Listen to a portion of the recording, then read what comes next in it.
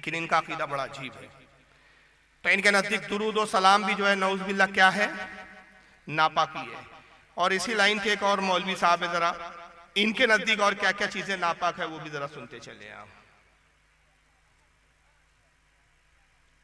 सुनिए। 9 मुहर्रम को हुसैन के नाम पे ज़िबा होने वाला गोश्त लेने वालों, कहते हैं बेटा ये पड़ोसी है, मुहर्रम का गोश्त लाया है, शबरात के कुंडे लाया है, ले लो कोठे ते सट दिया जे, ना खाया जे। अगर ना लोगे तो दोस्ती खराब होगी। तू लेकर कोठे पे फेंकेगा, तेरे बेटे कहेंगे अब्बा जान ले लिया करते थे, छुप के खा भी लिया करते थे, खा लो। गैरत ईमान ये है जो गैरुल्लाह के नाम की चीज है। वो 11वीं का दूध हो, वो बीबी फातिमा की सन के हो, वो किसी हजरत के दरबार पर तकसीम होने वाला दूध हो, कहो ये गैरुल्लाह के नाम पर है, सूअर से ज्यादा हराम है, सूअर से ज्यादा हराम है। अहले तौहीद इसको कबूल। तो 11वीं का दूध हो, एक नंबर का बेवकूफ। 11वीं में दूध नहीं बिरयानी बनती है। खुद की मालूमात नाकिस और चले हैं सुन्नियों का रद्द करने। 11वीं का दूध हो, शबे बारात के कूंडे हो। अबे कूंडे शबे बारात में नहीं रजब में होते हैं। कूंडों को शबे बारात में लेके चला गया। या मुहर्रम का गोश्त हो। अबे मुहर्रम में गोश्त नहीं, मुहर्रम में दूध और शरबत पिलाया जाता है। सब उलट पुलट कर दिया। माँ को बाप बना दिया, बाप को माँ बना दिया। वहशत में हर नक्शा उल्टा नजर आता है, मजनू नजर आती है, लैला नजर आता है। ये कैफियत है इंसाफ। चलिए उलट पुलट के बाद जो नतीजा इनका था, जो नतीजा खास किया कि गैरुल्लाह के नाम पर है। क्यों? कि जो तुम गोश्त ज़बा करते हो, जो जानवर ज़बा करते हो 11वीं के लिए, नियाज के लिए, फातिहा के लिए, ये गैरुल्लाह के नाम पर मंसूब कर देते हो। लिहाजा ये सूअर से ज्यादा हराम है। सूअर तो चल जाएगा, इनको सूअर खा लेंगे ये, लेकिन वो नहीं खाएंगे नियाज का। क्यों? क्योंकि वो सूअर से ज्यादा हराम। अब ये आपके 11वीं और आपके नजर नियाज और आपके फातिहा को सूअर से भी ज्यादा हराम बताए, मगर हम इतने बेगैरत है कि इन्हीं के पीछे जाके नमाज भी पढ़ेंगे। और 11वीं करने के बाद इनको दावत भी देंगे, आओ तुम हमको मुशरिक भी बोलो, बिदअती भी बोलो, हमारे खाने को सूअर से ज्यादा हराम भी बोलो, मगर रिश्ता तो हम तुम्हारे यहाँ ही भेजेंगे, क्योंकि हमको तो लड़की मिल ही नहीं रही है, हम इतने भीख मंगे हैं। लड़की भी तुम्हारे यहाँ से लाएंगे, तुम्हारे यहाँ ही लड़की देंगे। इतने बेगैरत है। फिर हमें आशिक रसूल, नबी से मोहब्बत है, शफात हो जाएंगी हमारी, जूते पड़ेंगे, शफात नहीं। इस मसले का मैं एक छोटा सा जवाब दे देता हूँ। ये क्या कहते हैं कि कुरान में आया वमा उहिल्ला बिलही गैरिल्लाह, और तर्जमा ये करते हैं अपना मनमाइनी कि हराम है वो जानवर जो गैरुल्लाह से मंसूब कर दिया जाए। अगर तुमने कहा ये गौसे पाक की 11वीं का बकरा हराम हो गया, ये ख्वाजा गरीब नवाज की नियाज का बकरा हराम हो गया, तुमने किसी जानवर को गैरुल्लाह से मंसूब कर दिया, हराम हो गया। हालांकि सुन्नी क्या करता है, जब भी जानवर ज़बा करता है ना गौसे आजम का नाम लेता है ना गरीब नवाज का नाम लेता है। खुद हमारे उलमा का फतवा मौजूद है कि अगर किसी बेवकूफ़ ने ज़बा करते वक्त ये कहा बिस्मिल्लाह अब्दुल कादिर जीलानी, बिस्मिल्लाह या मोइनुद्दीन चिश्ती, वो जानवर मुर्दार और हराम हो गया। जानवर सिर्फ अल्लाह के नाम पर ज़बा होगा। हम क्या करते हैं, बिस्मिल्लाह अल्लाहु अकबर कह के अल्लाह का नाम लेके ज़बा करते हैं, खाना बनाते हैं या उसकी बोटियां बनाते हैं, और फिर ये कहते हैं, दुआ करते हैं, मौला ये जो कुछ खिलाया जा रहा है, पिलाया जा रहा है, तकसीम किया जा रहा है, इस पर जो कुछ अजर सवाब है, इसका सवाब सरकार गौसे पाक को पहुंचा। यही होता है ना। लेकिन कहते नहीं, अगर आपने मंसूब कर दिया, उसकी निस्बत गौस पाक की तरफ कर दी उस खाने की, तब भी हराम हो गया। तो इन खबीसों से पूछो कि कुरान अजीम किसका कलाम है, बोलिए। मगर उसकी सूरतों के नाम क्या है? सूरह बकरा गाय वाली सूरत, सूरह नमल चूटी वाली सूरत, सूरह अनकबूत मकड़ी वाली सूरत, सूरह फील हाथी वाली सूरत। इनसे पूछो ये जानवरों के नामों से अल्लाह की कुरान की सूरतें मंसूब है, ये अल्लाह है कि गैरुल्लाह है? सूरह आले इमरान, सूरह यूसुफ, सूरह इब्राहिम, सूरह लूत, सूरह हूद, सूरह नूह, सूरह मुनाफिकून, सूरह काफिरून, ये अल्लाह है कि गैरुल्लाह है? सब गैरुल्लाह। जब अल्लाह का कलाम गैरुल्लाह से मंसूब होकर हराम ना हुआ, तो जानवर गैरुल्लाह से मंसूब हो गया तो कैसे हराम हो गया? अब मैं आपको एक मिसाल देके आसानी से न्यास का मसला समझाते हुए आगे बढ़ूंगा और फिर इनकी बदबख्ती बताऊंगा। एक जानवर रामदेव बाबा के यहां था, पतंजलि में, मान लीजिए रामदेव बाबा बकरे भी बेचने लगे अब आजकल, पतंजलि में तो हर चीज बेचने की कोशिश कर रहा है वो शख्स। दूध से ज्यादा महंगा तो मूत बेच रहा है। अब बेवकूफ कौम पी रही है, ले रही है। अब कल अगर रामदेव बाबा जी का मूड हो गया बकरे भी हम ही बेचेंगे, बकरे पाला उन्होंने, बकरे बेचा, सील भी लगकर आई भाई रामदेव जी बाबा का बकरा। 2 साल का बकरा आपने रामदेव बाबा से खरीदा या काशीनाथ से खरीदा। आपका एक पड़ोसी गैर मुस्लिम था काशीनाथ, उसने एक बकरे को पाला, खिलाया, पिलाया, परवान चढ़ाया, 2 साल का बकरा हो गया। 2 साल तक लोग कहते रहे काशीनाथ का बकरा है, काशीनाथ का बकरा है। आपने उस जानवर को खरीदा, घर लाए और लाने के बाद छोड़ी ली और कहा बिस्मिल्लाह अल्लाहु अकबर, मुझे बताइए ये जानवर हराम है कि हलाल है? बोलो हलाल है। क्यों? शरीयत को इससे गरज नहीं कि जानवर पाला किसने, किसके नाम से मंसूब था, किसके नाम से पुकारा गया, किसके नाम से जाना गया। शरीयत कहती है कि ज़बा के वक्त अल्लाह का नाम लेना जरूरी। अल्लाह का नाम ले लिया, जानवर हलाल हो गया। मगर एक बकरा मौलाना अब्दुल रहीम साहब ने पाला, खिलाया पिलाया मौलाना अब्दुल रहीम साहब ने, जवान मौलाना अब्दुल रहीम साहब ने बकरे को किया और खरीद के ले गए रामदेव बाबा जी। और रामदेव बाबा ने छुरी उठाए, कहा जय भवानी, काट दिया।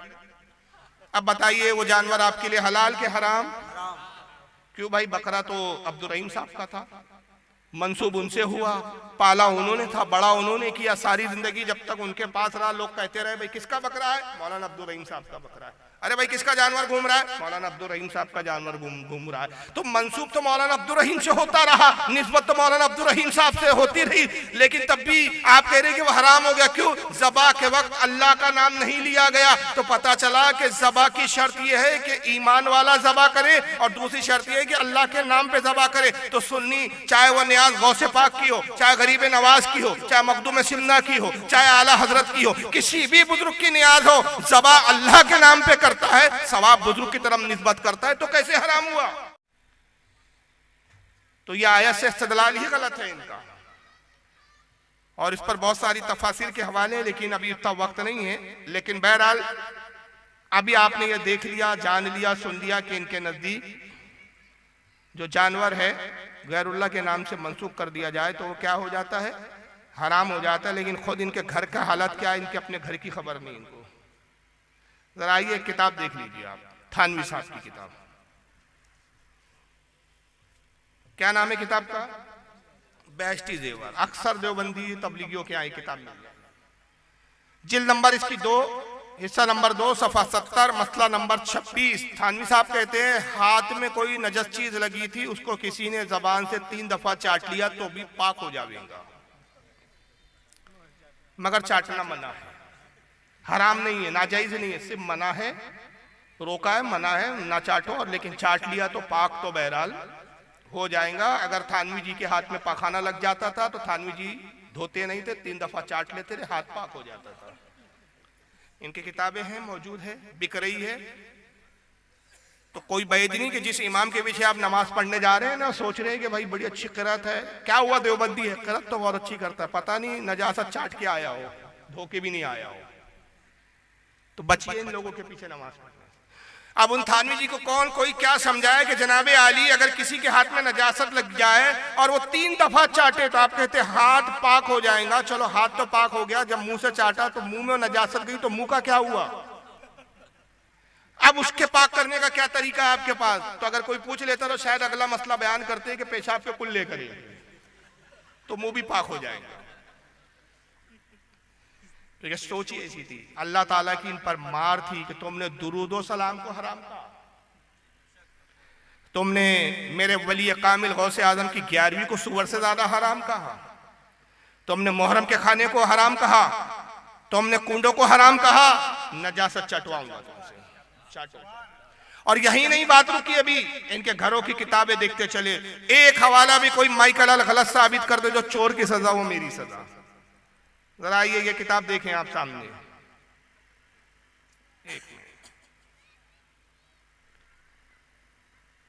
किताब का नाम है नुज़ुलुल अबरार, अरबी में है, ये मेरे पास भी मौजूद है, ये इस वक्त ओरिजिनल स्क्रीन पे सामने दिख रही है आपको। नुज़ुलुल अबरार बिन फ़क़ीह नबील मुख्तार, लिखने वाले मौलवी वहीदुज़्ज़मा अहले हदीस के आलिम है। क्या लिखते हैं जरा देखिए इनका क्या क्या पाक है, क्योंकि 11वीं नहीं खाते तो अल्लाह की मार देखिए। सुरूरुल क़ल्ब वल खिंजीर फफ़ी क़ौलान वल अस्साहु तहरा। कहते हैं सुअर का झूठा और खिंजीर का झूठा। जिस खाने में सुअर मुंह डाल दे, कुत्ता मुंह डाल दे, उसके बारे में दो कौल है और सही कौल यह है कि वो खाना पाक है। इनके मुल्लाओं ने, आज के मौलियों ने कहा कि गौसे आजम की 11वीं सुअर से ज्यादा नापाक। इनके मुल्ला पहले लिख के चले गए, जिस खाने में सुअर मुंह डाल दे वो तुम खा लिया करो, मगर गौस पाक की 11वीं नहीं खाना। ऐसे लोगों के पीछे नमाज पढ़ रहे हैं आप लोग। अभी एक और आपका सवाल बताऊंगा, क्योंकि एक सवाल ज़हन में बार बार कूद रहा हूँ, उसका जवाब भी इंशाल्लाह मैं आगे दूंगा। और यही नहीं, तबर्रुक क्या थे इनके आगे जरा देख लीजिए। तस्किरतुल खलील है ये किताब। मौलवी खलील अहमद अम्बेठवी बहुत बड़े आलिम गुजरे देवबंद के। अशरफ अली थानवी साहब के भी उस्तादों में रहे। रशीद अहमद गंगोई के खास शागिर्द रहेगी।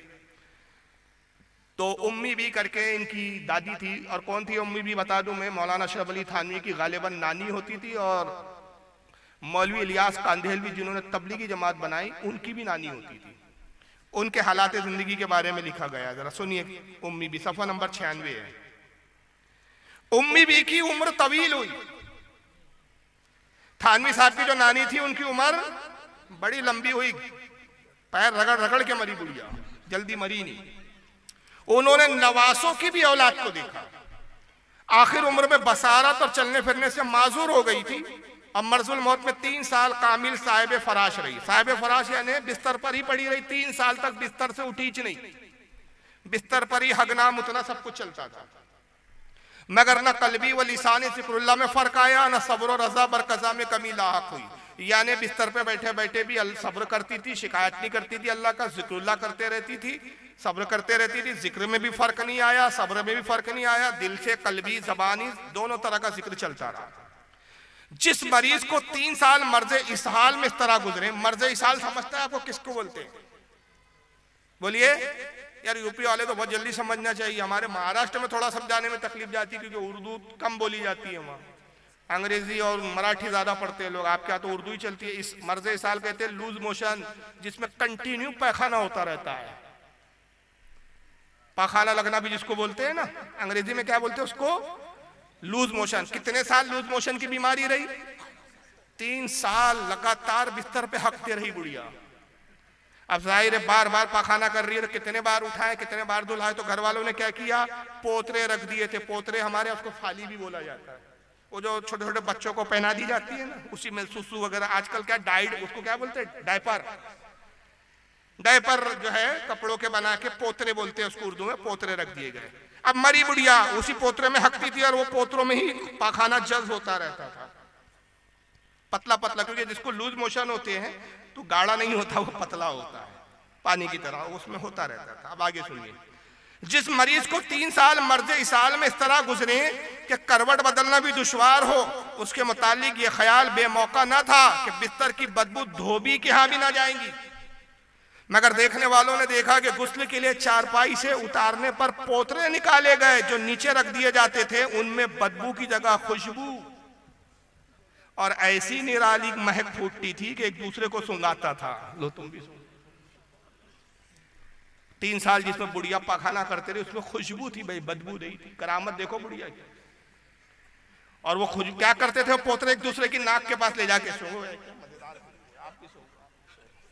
पूरी महफिल में यही चल रहा था। तो कहते हैं कि फिर ये हर एक दूसरे को सुंघाता था और हर मर्द औरत ताज्जुब करता था। चुनांचे बगैर धुलवाए उनको तबर्रुक बनाकर रख लिया गया। गौसे पाक की नियाज इनका तबर्रुक नहीं, सुअर से ज्यादा हराम। मोहर्रम का खाना इनके यहाँ, मोहर्रम का शरबत तबर्रुक नहीं, कुंडे इनके यहाँ तबर्रुक नहीं। तबर्रुक क्या है? पखाने के पोतरे, और उसको तबर्रुक बना के रख लिया गया। तो ये इस फिरके का हाल था। और इनके मुल्लाओं ने चूंकि फतवे दे रखे थे कि साहब ये सब जायज़ है, बल्कि यहाँ तक लिखा नुज़ुल अबरार में मनी का खाना और मनी का चाटना भी पाक है, नऊज़ुबिल्लाह मिन ज़ालिक। यहाँ तक लिखा गया है कि जिन जानवरों का गोश्त हलाल है, उन जानवरों का गोश्त जिनका हलाल है, उनका पेशाब भी हलाल है, उनका पखाना भी हलाल है। यही वजह है कि ऊँट के पेशाब पीने के फतवे बाकायदा दिए गए। और जरा देख लीजिए ऊँट के पेशाब, ऊँट के पेशाब को चूंकि पाक मानते हैं, वक्त आने पे उससे वुजू भी कर लेते हैं ये लोग, पीते भी है।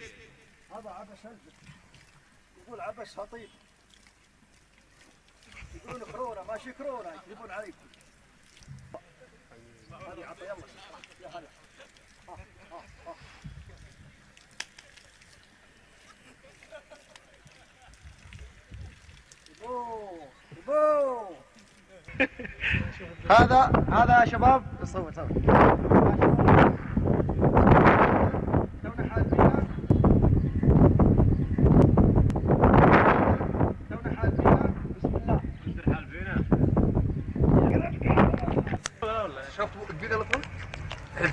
पहले उसने अरबी में एक जुमला कहा जब पेशाब लिया, हादा शबाब, मतलब बिल्कुल ताजा है, ताजे की ज्यादा वैल्यू है। हो सकता है कोई कहे कि भाई वो कुछ लोग होंगे पी रहे होंगे, इससे हमें क्या गरज, हम तो नहीं पीते। आप नहीं पीते अलग बात है, आपके मौलवियों ने किताबों में उसके जायज होने का फतवा दे रखा है। तो जिस जमात के मौलवियों का यह हाल है, उस जमात के पीछे चलोगे आप, उन जमात के मौलवियों के पीछे नमाज पढ़ोगे तो आपका भी हश्र तो वही होगा ना।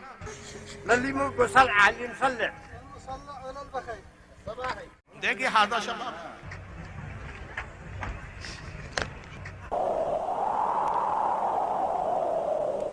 ये वहाँ की औरतें वो भी पी रही है।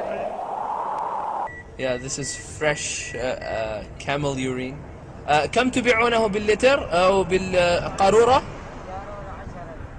And they sell it over here for like 10 riyals. This is where you get like fresh camel. Fresh camel urine, करूरा पेशाब को कहते हैं। जो पेशाब है कैमल यूरिन है, ऊँट का पेशाब है, ताज़ा है, 10 रियाल में सड़कों पर बिकता है खुले। तो ये अल्लाह की मार नहीं है तो क्या है कि तुमने मेरे बुजुर्गान दीन की नियाज को हराम कहा, नजीस कहा, दुरूद सलाम को नजीस कहा, ये चीजें तुम्हें खानी पड़ेंगी। ये चीजें इनके हलाल कर दी गई। तो ये इस फिरके का रुख है, ये इस फिरके की हालात है। और यही नहीं बल्कि फतावा रशीदिया मेरे सामने यहाँ रखी हुई है, आइए जरा एक किताब देख लें आप। और मैं ये दिखाने से पहले हदीस, दिल चाह रहा है कि एक हदीस की तिलावत कर दूं मैं। हज़रत उम्मे सलमा रदी अल्लाह ताला अन्हा सरकार की ज़ौजा मुतार्रा है, सुनन इब्ने माजा और मुसन्नफ़ अब्दुल रज़्ज़ाक़ और बहुत सारी किताबों में हदीस आई है, नसाई में भी है कि हज़रत उम्मे सलमा कहती है कि आका सल्लल्लाहु अलैहि वसल्लम की आदत करीमा थी कि सरकार रोज़ाना फज्र की नमाज के बाद दुआ फरमाते थे। दुआ में ये अल्फाज फरमाते थे, अल्लाहुम्मा इन्नी असअलुका इल्मन नाफ़िअ व रिज़्क़न तय्यबा व अमलन मुतक़ब्बला। तर्जमा ये होता है कि ऐ अल्लाह मुझे इल्म नाफ़े अता फरमा, वो इल्म दे जो नफा बख्श हो, फायदे बख्श हो, व रिज़्क़न तय्यबा, और मुझे पाकीज़ा रिज़्क़ अता फरमा। हुजूर की निगाह देख रही थी आने वाले दौर में ऐसे खबीस आएंगे, मेरे उम्मती कहलाएंगे और नजीस और नापाक चीज़ों को अपनी गिज़ा बनाएंगे। तो उन्होंने उम्मत को तालीम दी कि पाकीज़ा गिज़ा खाओ और अल्लाह की बारगाह में पाकीज़ा गिज़ा का ही मुतालबा करो। सिर्फ खाना मकसद नहीं है, खाने के साथ ये भी देखना ज़रूरी है कि हलाल और पाकीज़ा है या नहीं। अब ये फतावा रशीदिया मौलवी रशीद अहमद गंगोई साहब की, जो अशरफ अली थानवी साहब के उस्ताद रहे हैं। तबलीगी जमात के बानी मौलवी इलियास कांदेली के पीर साहब थे। सफ़ा नंबर 597, इनसे एक सवाल किया गया, इनके फतावे की किताब है। सवाल ये है कि जिस जगह ज़ागे मारूफा को अक्सर हराम जानते हो, ज़ागे मारूफा का मतलब क्या होता है? ये फारसी का जुमला है, ज़ाग यानी कौवा और मारूफा यानी मशहूर, मशहूर और मारूफ कौवा। तो मशहूर और मारूफ कौवा किस रंग का है? काले का सफेद रंग का? काले रंग का मशहूर होता है ना, और वही ज्यादातर होता है, सफेद तो देखने को भी नहीं मिलता। तो सवाल पूछने वाला कहता है कि जिस जगह काले मशहूर कौवे को खाना हराम जानते हो लोग, खाने वाले को बुरा कहते हो, अगर कोई काला कौवा खाए तो उसको बुरा भी कहते हैं लोग, तो ऐसी जगह इस कौवा खाने वाले को कुछ सवाब होगा या ना सवाब होगा ना अजाब, या सवाब होगा नहीं होगा या होगा और या अजाब होगा, क्या होगा आखिर? गंगोई साहब छोटा सा जवाब देते, जवाब सवाब होगा। गाय खाने पर सवाब नहीं है, बकरा खाने पर सवाब नहीं है, मुर्गी खाने पर सवाब नहीं है, लेकिन काला कौवा खाने पर सवाब है। तो कौवा ये खाएंगे, नजासत वाली चीजें ये चाटेंगे, पखाने को तबर्रुक बना के ये रखेंगे, सुअर का झूठा ये खाएंगे, सुअर का झूठा ये चाटेंगे, और हम पे फतवा लगाएंगे कि दुरूद व सलाम नापाक है। तो अपना गिरेबान तो झांक के देख लो। और ये फतवे तक बात नहीं रही, ये जीता जागता एक मौलवी सुन लो जिसका नाम है मौलवी तारिक मसूद। ये क्या कहते हैं? कौवा हराम है या हलाल खाना जायज़ है? क्योंकि आजकल मार्केट में बहुत चला हुआ है कि ये लोग कौवे खाते हैं, ये नहीं। अल्लाह खैर करे। कौवा जो है ना, कौवा शक्ल से तो हलाल नहीं लगता। रोक रहा हूं मैं, कौवा जो है ना शक्ल से हलाल नहीं लगता।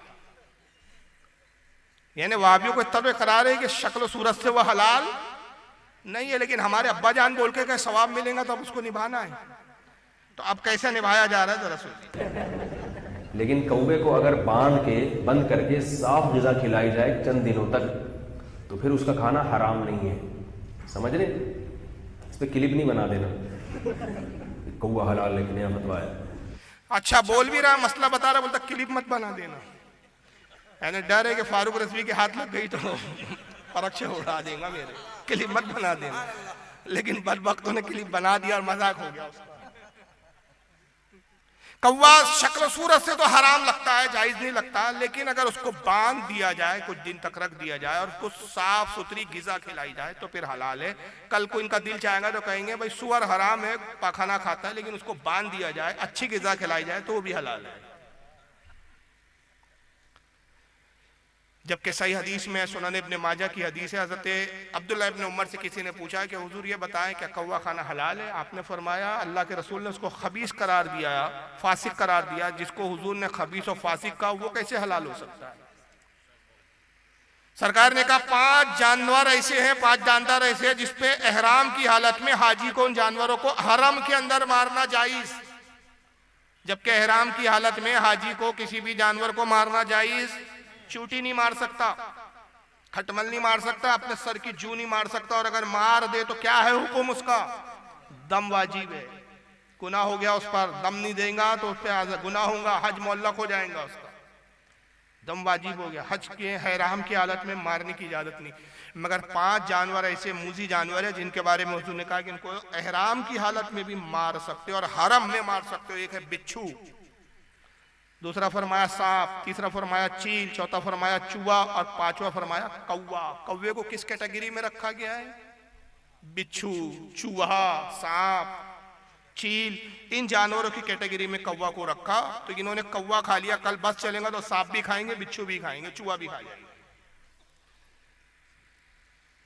अब देखिए जब ग़िज़ा ऐसी होती है, हुजूर ने क्या कहा? मैंने दुआ हुजूर की आपके सामने अर्ज की कि सरकार ने कहा कि अल्लाह मुझे पाकीज़ा ग़िज़ा अता फरमा व रिज़्क़न तय्यबा, इसलिए कि रिज़्क़ के असरात होते हैं। एक मकाम पे फरमाया सरकार ने कि जब किसी के बदन में लुक़मा हराम चला जाता है 40 दिन उसकी इबादत कबूल नहीं होती। ये रिज़्क़ के भी असरात ज़ाहिर होते, 40 दिन उसकी इबादत कबूल नहीं होती। एक रिवायत में कि 40 दिन दुआ कबूल नहीं होती, एक लुक़मा भी अगर हराम का शिकम में चले जाए। तो जब कौवे खाएंगे, नजासत चाटेंगे तो असरात क्या होते हैं? मैं एक दीवाने को दिखा देता हूँ, ये कौवा खाने का नतीजा है, जरा देख लीजिए इसको। जलते हैं जिसके लिए तेरी आँखों के दिए, ढूंढ लाया हूँ वही गीत मैं तेरे लिए। ऐसा मौलवी देखे तो गाना भी गाता हूँ फिल्मी का। अब इतना मॉडर्न मजहब होगा तो कौन नहीं जाएगा इनकी तरफ? भाई आसानी है। अब आप सुन्नियों क्या जाओ तो यहाँ तो भाई जायज नहीं है, गाना भी जायज नहीं है। गाना तो दूर है, अगर नाद भी गाने की तर्ज पे पढ़ो तो हमारे उलमा फतवा देते हैं कि वो भी जायज नहीं है। नाते रसूल भी गाने की तर्ज पर, ये अलग बात है आजकल शोरा पढ़ने लगे हैं सब पैसों के लिए और वाहवाही के लिए, लेकिन उलमा का, हमारे मोहताज उलमा का यही फतवा है कि गाने की तर्ज पे नाद पढ़ना भी जायज नहीं।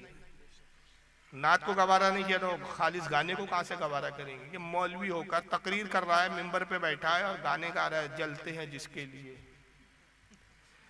खुद कौवा खाने का नतीजा है, हराम खाने का नतीजा है। जब पखाने के पोतरे सूंघोगे तो हाल यही होगा कि बहकी बहकी बातें करोगे, हरकतें उचक्के छिचोरों की तरह करोगे और खुद बोलोगे कुछ, अमल कुछ होगा। बोलता खुद है, अमल खुद होता नहीं है। जरा सुनिए ये। आपका वो टाइम चाहिए, बस आपने बस जैसे हम मुनासिब बैठो तो सही तुम। एक दरख्वास्त दे दी है मैंने कि आप जब ये देख, मुझे कुछ कहने की जरूरत नहीं, आगे क्लिप आएगी। कौन पसंद पे देता और जब मैंने सलाम सर, आप कैसे हो? हाँ एकदम ठीक हूँ सर। और आप कैसे हैं सर? तुम्हारा तो नाम ही बड़ा मुश्किल है। हया का सुरमा लगा के रखो। नजर का हया बहुत बड़ा जेवर है और नजर की आवारगी बहुत बड़ी आवारगी है। दिलों को तबाह करने के लिए इससे ज्यादा खौफनाक कोई चीज नहीं है और दिल को रोशन करने के लिए इस पर्दे को झुकाने से ज्यादा कोई चीज नहीं है। जिसकी नजर नीचे होती है, पूरी दुनिया के शैतान मिलकर उसे गुमराह नहीं कर सकते। बोल रहे हैं लेकिन निगाह नीचे रखो। हया का पर्दा बहुत बड़ा पर्दा है, नजर को झुका के रखो, बदनिगाही से बचो। ये शैतान है इस दौर के, कि इनके अमल और कौल में तजाद होता है। बोलते कुछ है, करते कुछ है। किरदार भी दिखा दिया मैंने इनका, कि इनका किरदार भी किस तरह का घटिया किस्म का किरदार है। अब एक आखिरी एक मौलवी को मैं दिखा कर रुखसत हूंगा। इसको तो मैंने नाम दिया कज़्ज़ाब आज़म। इससे बड़ा झूठा इस वक्त शायद ही कोई मौलवी होगा। दुरूद शरीफ पढ़े आप, अल्लाहुम्मा सल्ली अला।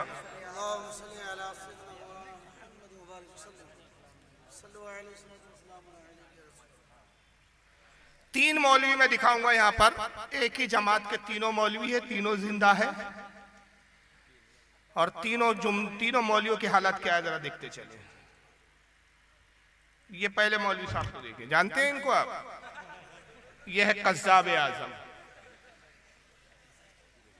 इतनी बेहयाई और इतनी ढटाई के साथ झूठ बोलता है कि इसका बाप इब्लीस भी इसकी गुफ्तगू सुन के मुंह में उंगली दबाता है और कहता है मेरे बच्चे तूने मुझसे ज्यादा तरक्की कर ली है। झूठ बोलने में तो इतनी तरक्की मैंने भी नहीं किया। जरा सुनिए जर्जिस को, एक किस्सा सुना रहा है, बाद में तफसीर हम करेंगे। किस्सा सुन लीजिए पहले। एक किताब आती है सीरत गौसे पाक के नाम से, इंडिया की छपी हुई है, बॉम्बे से छपी हुई है। सीरत गौसे पाक हाजी अली की दरगाह पे मिल जाएगी। थोक के भाव बिकती है किताब, कीमत भी बहुत ज़्यादा नहीं है, सिर्फ 75 रुपये इंडियन करेंसी। लिखा है 181 सफ़े पर देखेंगे, लिखा हुआ है गौसे आजम दस्तगीर।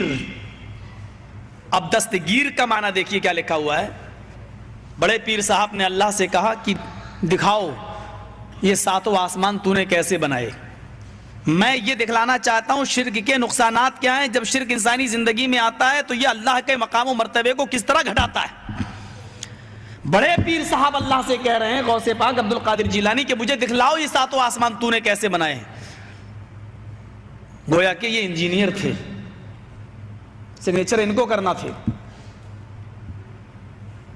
अल्लाह ताला इनको लेके चला। पहला आसमान देखा, कहा बिल्कुल ठीक। दूसरा देखा, कहा मुस्तहसन, अच्छा है। तीसरे को भी पास कर दिया। चौथे आसमान पर जब अल्लाह पहुंचा तो उसको भी पास कर दिया कि ये भी ठीक। छठे आसमान पर जब अल्लाह पहुंचा, पांचवां छठे पर, तो वहां से अल्लाह का पैर फिसला। बड़े पीर साहब का पैर नहीं फिसला, मैं बोलने में गलती नहीं कर रहा हूं। अल्लाह का पैर फिसला और छठे आसमान से अल्लाह गिरा और वो गिरकर नीचे चौथे आसमान पर आया। बड़े पीर साहब ने अपना दाहिना हाथ बढ़ाया और अल्लाह को खींच लिया, पकड़ के उनको उठा लिया। गिरने से, जमीन पर आने से उनको रोक लिया, हाथ पकड़ा और उनको खींचा और ऊपर चढ़ा लिया। उस दिन से उनका नाम पड़ गया दस्तगीर, हाथ बढ़ाकर अल्लाह को खींचने वाला। ये दस्तगीर का माना ये है। हाथ बढ़ाकर अल्लाह को खींचने वाला। मैं समझता हूं कि अल्लाह की जो रुसवाई और जिल्लत इस फिरके ने की है, शायद हिंदुओं की मजहबी किताबें भी अगर आप पढ़ डालें तो ये नहीं मिलेगा आपको। बहरहाल इन्होंने हम अहले सुन्नत का रद्द किया और रद्द करके एक किताब का हवाला बयान किया। अब हमारी कौम कहेंगे देखिए वो भी तो किताबों से बात कर रहे हैं, अगर आप स्क्रीन पे दिखा रहे हैं, आप हाथ में लेकर दिखा रहे हैं किताबों के हवाले, तो हमारे मौलाना ने भी हवाले से तुम्हारी गलती बताई है कि तुम्हारी एक किताब है बरेलियों की, किताब का नाम है सीरत गौसे पाक। किताब कहाँ मिलती है? ये हाजी अली की दरगाह पे मिलती है, थोक के भाव मिलती है, कीमत 75 रुपए है। बंबई से छपी है, इंडिया से छपी है, यानी कहाँ से छपी ये भी मौलवी जी ने बता दिया, कीमत भी बता दिया, फिर सफ़ा नंबर बताया, 181 की सफ़े पर लिखा हुआ है। मगर जो नहीं बताया वो क्या था, जो बताना जरूरी था, वही जान है किताब की। लिखने वाला कौन? इसकी अम्मा है कि इसका अब्बा है? कौन है भाई? मैंने जितनी किताबें आपको दिखाई बताया ना, किसने लिखा, किस जमात से, किसका क्या ताल्लुक है, कुछ नहीं, बस सुना दिया। फिर उस किताब में 181 सफ़े पे लिखा है कि गौस पाक ने अल्लाह से कहा तूने आसमान कैसे बनाया मुझे दिखा। अल्लाह गौस पाक को आसमान में ले गया। छठे आसमान पर जब अल्लाह पहुंचा, गौस पाक को लेकर छठे आसमान से अल्लाह का पैर फिसल गया, अल्लाह गिरा, चौथे आसमान तक आया, गौस पाक ने अपना दाहिना हाथ बढ़ाया, अल्लाह को गिरने से बचा लिया। उस दिन से उनका नाम पड़ गया दस्तगीर। यह वाकया इनकी अम्मी ने सुनाया इनको, और रिवायत इनके अब्बा ने किया। 12 साल हो गए हम यही पूछ रहे किताब कहाँ है, दिखाओ, किताब कहाँ है, दिखाओ। तो कज़्ज़ाब आज़म आज तक किताब दिखाने के लिए तैयार नहीं।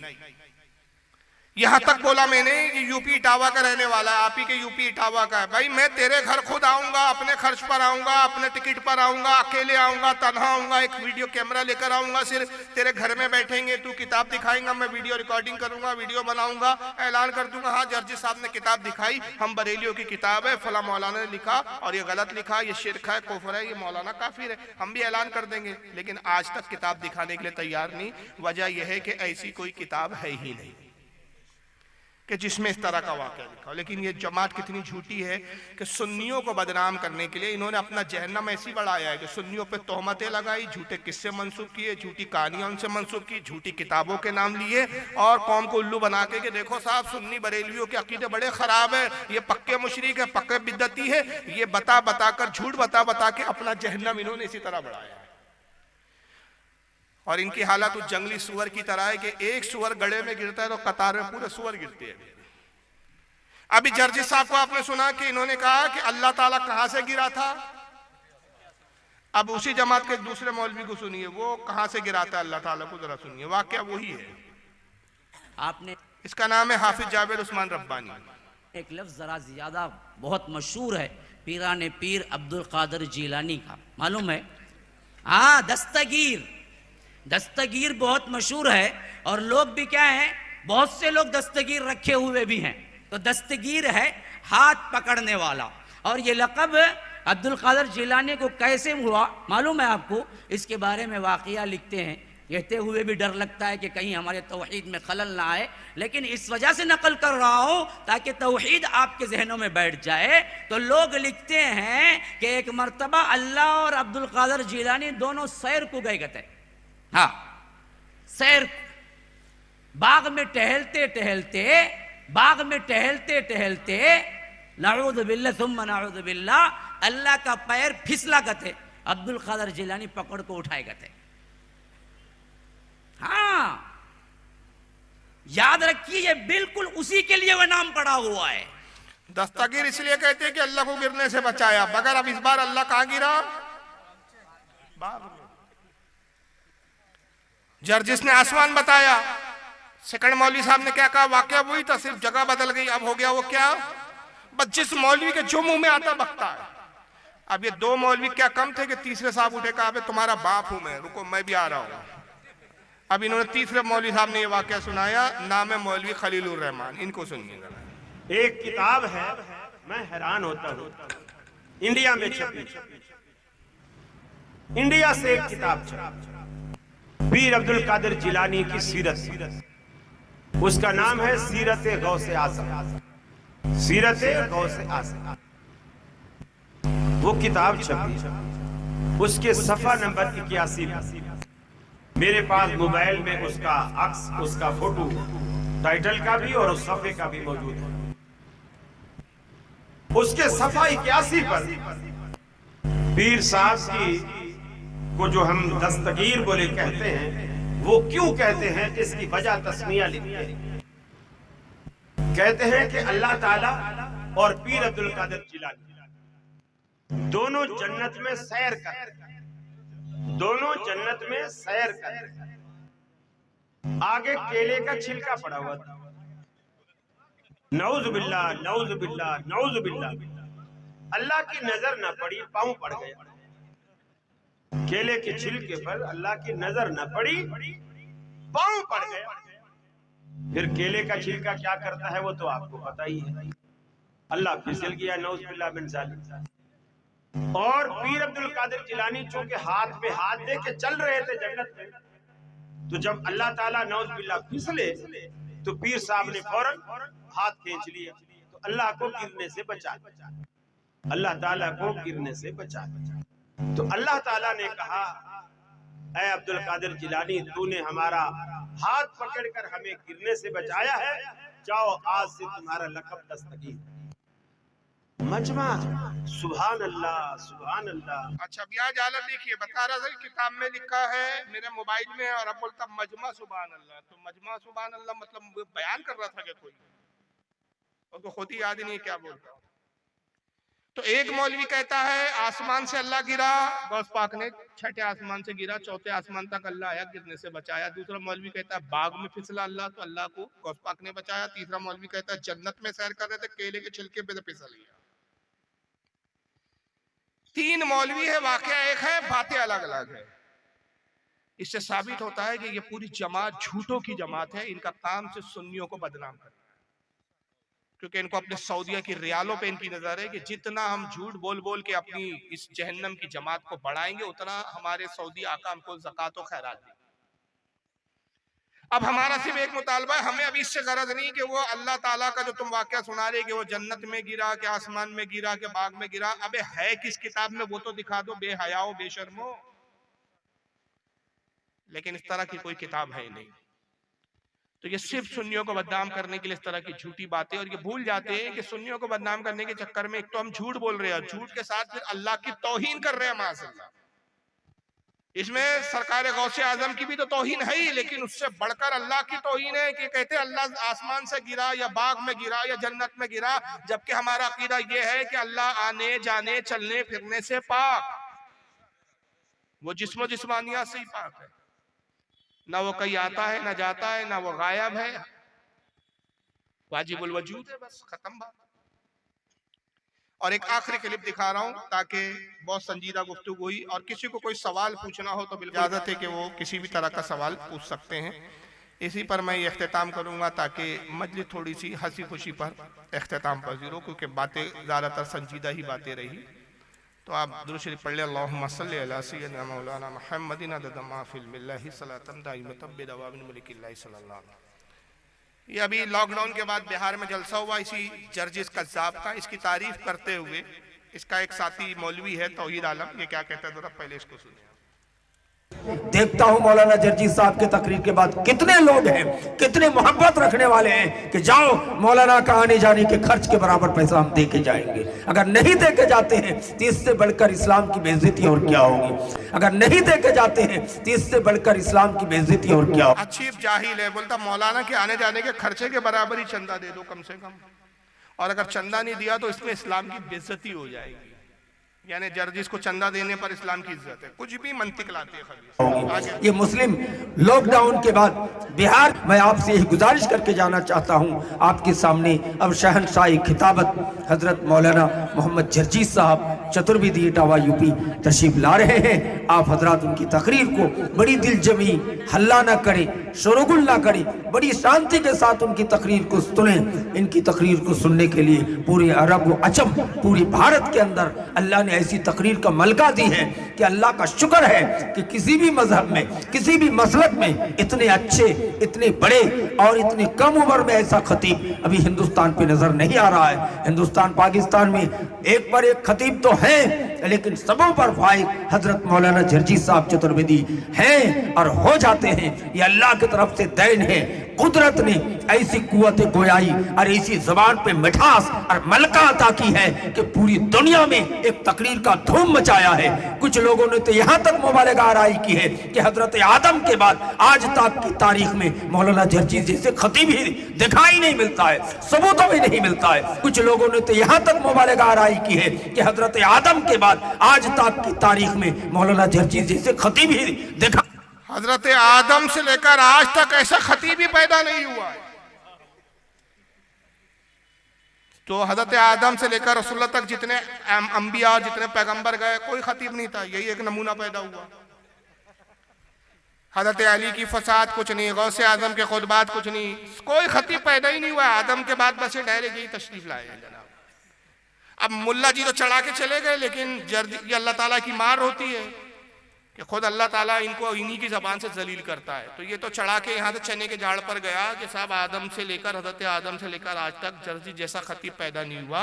मगर जर्जिस ने अपने मुंह से अपनी खुद ही हैसियत बता दी कि क्या हाल है। जरा सुनिए, लोग नाम भी बिगाड़ने लगे। कमीनों ने एक जगह इश्तिहार में मौलाना जर्जी चतुर्वेदी ना लिख के चूतरवेदी लिख दिया। अब ऐसे ऐसे लोग पैदा हो गए दुनिया में, अब हम क्या करें। कमीनों ने एक जगह इश्तिहार में मौलाना जर्जी चतुर्वेदी ना लिख के चूतरवेदी लिख दिया। अब ऐसे ऐसे लोग पैदा हो गए दुनिया में, अब हम क्या करें। इसलिए अब अतुर्वेदी चतुर्वेदी का लफ्ज काटिए इश्तिहारों से, मत लगाइए। सिर्फ मौलाना, अब आप लोग भी एक गलत कर, जर्जीस आलम, जर्जी, मेरा नाम जर्जीस आलम नहीं है। गुस्सा आता है जब जर्जीस आलम देख लेता हूं इश्तिहार में, लगता मैं हूं ही नहीं जर्जीस आलम, भाग जाऊंगा। मेरा नाम जर्जीस आलम नहीं है, मेरा नाम मोहम्मद जर्जीस है।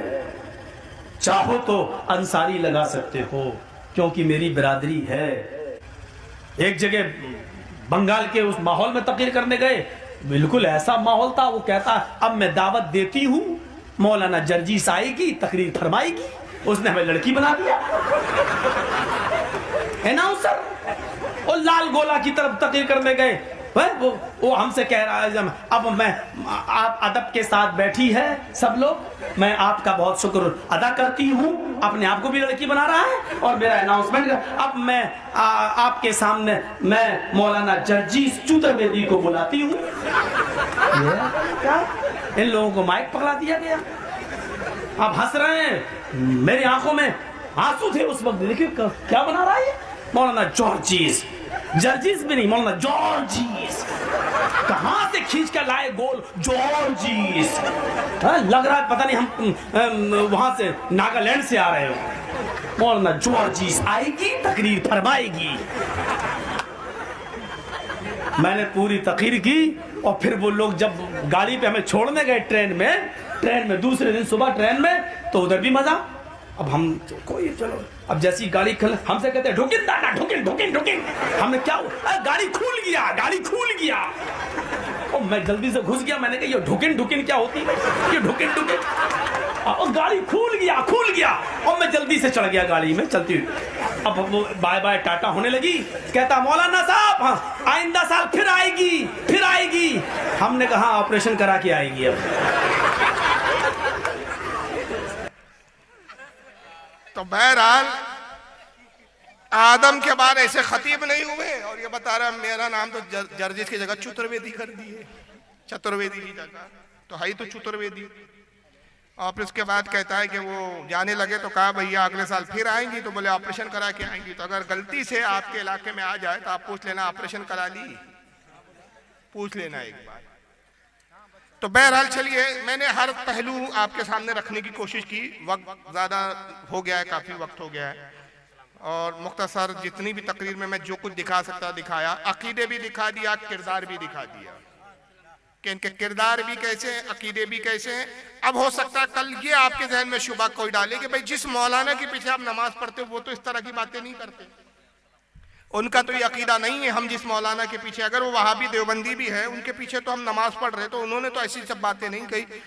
तो याद रखिए, काफिर को काफिर ना कहने वाला भी काफिर होता है। चोर को जो चोर ना समझे वो भी चोर समझा जाता है। चोर को अच्छा समझने वाला भी मुजरिम होता है। और इस्लाम का अकीदा है कि जो गुस्ताख है, काफिर है, ये इस्लाम का बुनियादी बेसिक अकीदा है कि आपको गलत को गलत कहना पड़ेगा।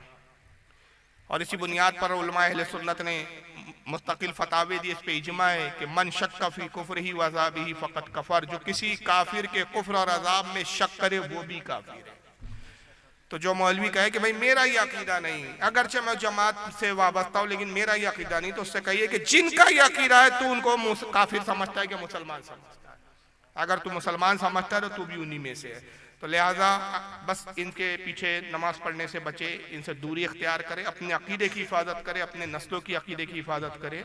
अल्लाह ताला आज की इस बज़्म को कबूल फरमाए और जो कुछ भी हक बयान हुआ अमल की तौफीक अता फरमाए। सलाम कर ले जाए।